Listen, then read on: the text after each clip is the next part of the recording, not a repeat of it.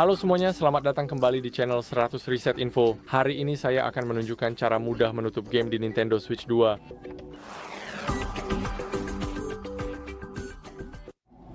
Jadi izinkan saya membuka sebuah game. Jadi mari kita klik OK.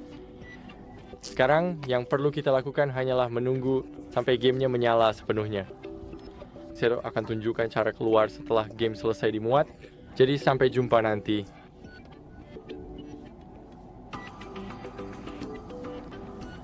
Setelah game selesai dimuat, cukup klik pada layar utama di sini untuk melanjutkan. Dan sekarang seperti sini, keberadaan yang bisa kalian lihat, avatar kita sedang bermain. Jadi klik pada game. Klik tutup perangkat Luna dan klik tutup.